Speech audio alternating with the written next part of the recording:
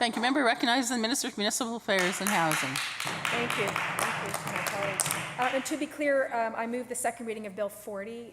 That's what's being discussed here on the floor this morning. And I had the opportunity, Honourable Speaker, to hear from the members opposite speak about some values that I believe members in this House do share. But I find it very fascinating, Honourable Speaker, when I think about the values of fairness and equality, about what that means and what that means to British Columbians.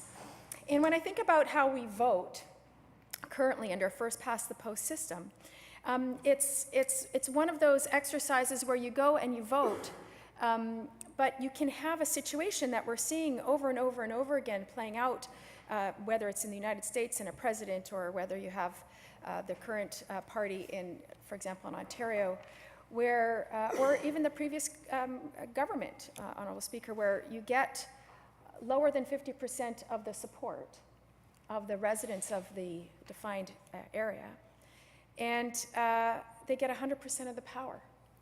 And so when I think about fair, about what fair looks like, the question becomes, is that fair? Is it fair that 36 or 37% of the population can put their voice forward and have 100% of the power from the people that they voted for? And what happens to everybody else, the other 60 some odd percent? Their voice is not represented in a meaningful way. And you could argue that, well, that's what you sit on the other side for, and that's what their job is. But those ideas don't get filtered in because of this oppositional system that we have in a first-past-the-post model. And so when you take a look around the world, Honourable Speaker, there are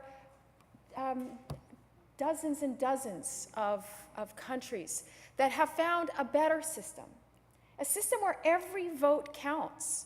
So you can be in a riding and support a different party where, especially in a riding, I think about where there's a safe seat riding, and there are people who say, well, I don't agree with the person who keeps getting elected and elected and elected and elected. I have a different voice. I want a different representation. But they don't get it. It doesn't happen. It just doesn't happen, Honourable Speaker. And so when I think about fairness and equality, it's that I think of. Because I believe fundamentally that every British Columbian deserves to have their voice heard. They absolutely deserve that. And under the current system, that cannot happen. And so really, Honourable Speaker, this is about going back to this idea of fairness and equality.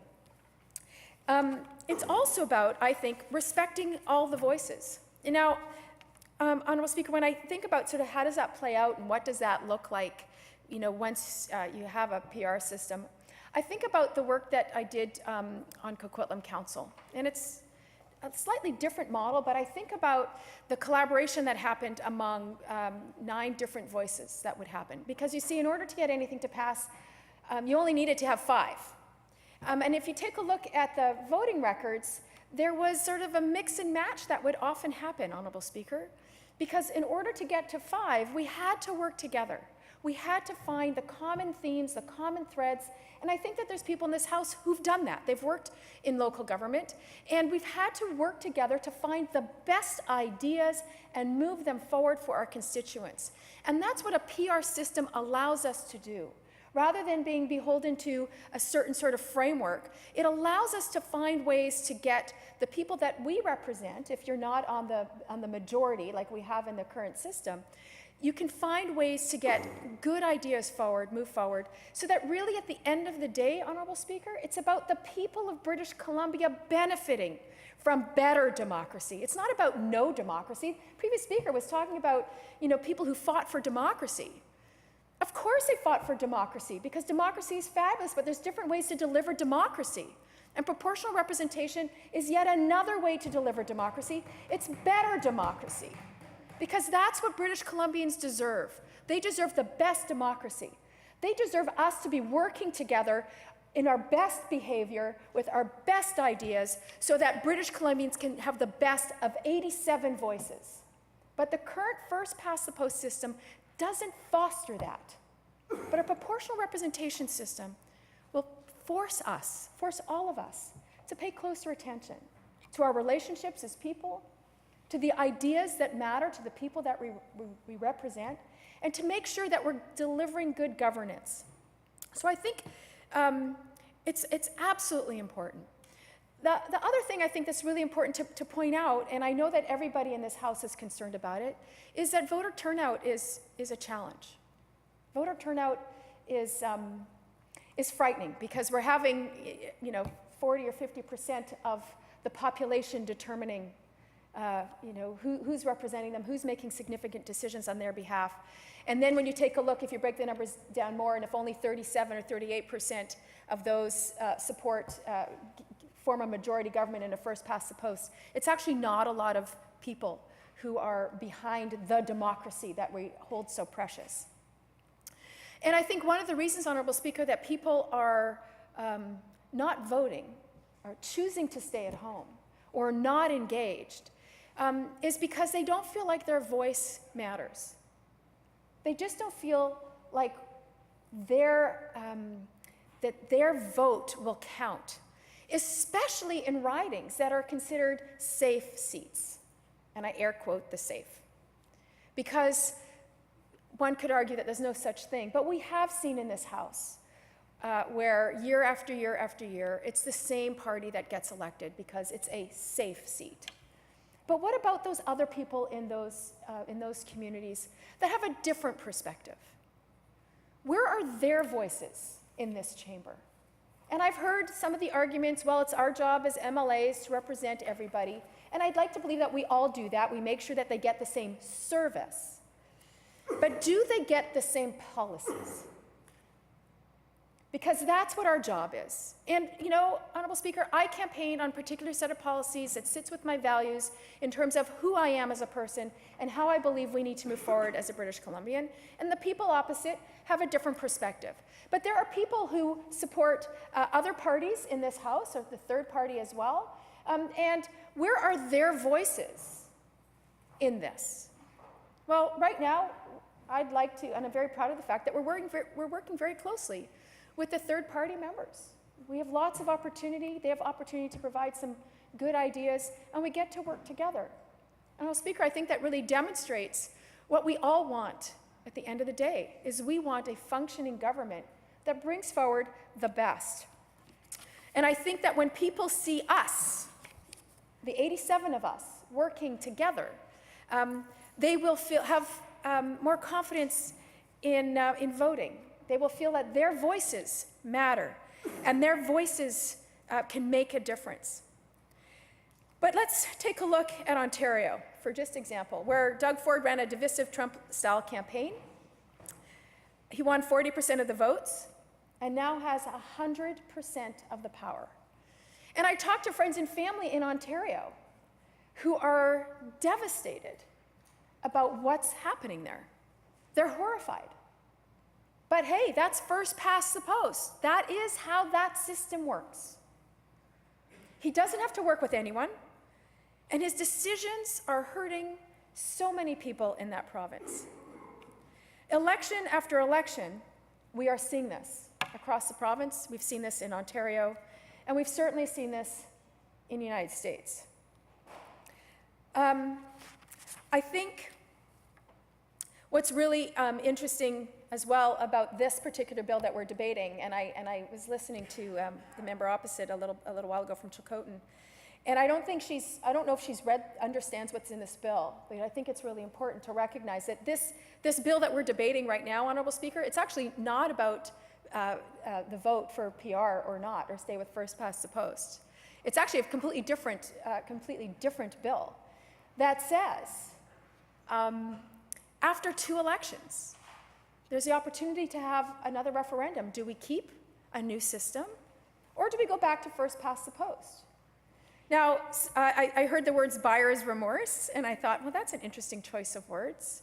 But it does provide a sense of, this is new for us. And new things are hard. Absolutely. Change is hard. And sometimes it can be scary, Honorable Speaker, because you don't always know exactly how it's going to play out. But you know what? Doing the same thing over and over again and expecting a different result is a definition of insanity. So to say that what we have is working when we all know it's not working is a bit what I would call crazy making. So it's time for a change. It is absolutely time for a change.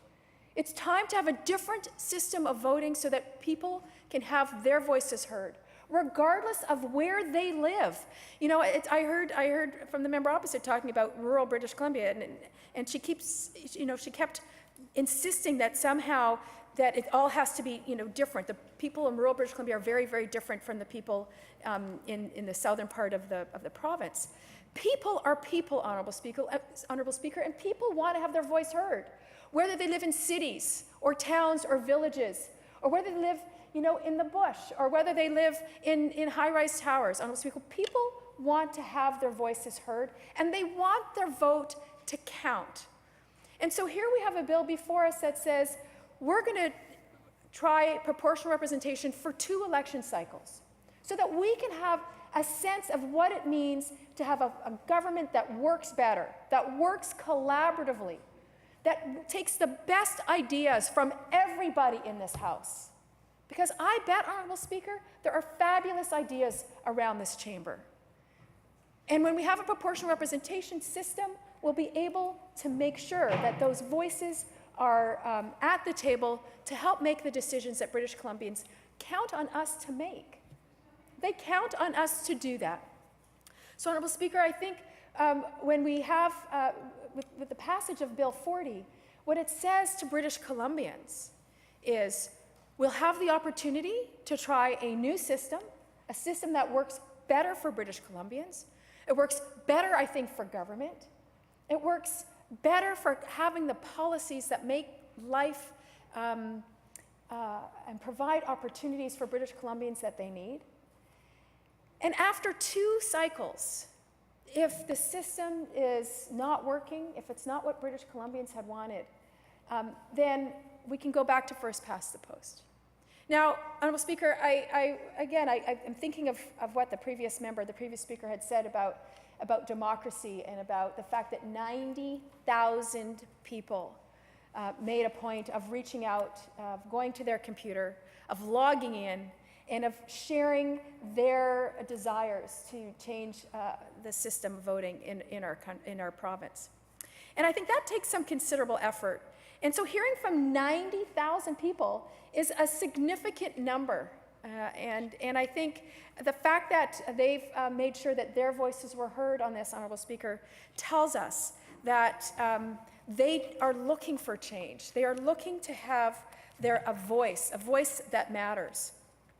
So I think in going forward, proportional representation will strengthen the voice of people from every region of the province, because every vote will count, and MLAs won't be able to ignore voters anymore. Because if you're in a safe seat, Honourable Speaker, you don't have to go out on the doorstep. You don't have to pay attention to all the diversity of voices in your community. And it will force parties to work together. Imagine that, Honourable Speaker, working together. It's what British Columbians want. It's what they expect. It also, Honourable Speaker, forces us to be more accountable. Forces all of us to be more accountable. Honourable Speaker, we've heard from members on the other side that they're not interested in supporting this bill so far. I hope that we're able to change their minds, although I suspect that's rather unlikely. But they have a lot at stake, Honourable Speaker, because this system has worked very well for them for a very long time, where they can make a point of having less than 50% of the support, the popular vote, but have 100% of the power. That's been a model that's worked well for them. So when the previous member was talking about, this is about power, I'd actually argue with her that the no side, no to proportional representation, is about hanging on to power, doing their best to hang on to power. Because that's what's important to those folks on the other side. It's really important, Honourable Speaker, that we make sure that British Columbians have a government that they have confidence in, and a government that will work together to deliver for British Columbians. A diverse British Columbia. And diverse British Columbia needs to have a diversity of voices. And proportional representation is the model that will deliver just that. And supporting Bill 40 makes a point of saying, we're going to try this system because it's an opportunity to deliver the kind of democracy that people really want and that people really deserve. And if it is unworkable after 2 elections, if we can't figure out how to make that work for people, because at the end of the day, it really is about them, then we have the opportunity to have another referendum to go back to first past the post. But I suspect, Honourable Speaker, that with a proportional representation kind of democracy, I think people will be happier. They'll vote more, and they'll feel like they'll have a government that speaks for them with a better voice. Thank you, Madam Speaker.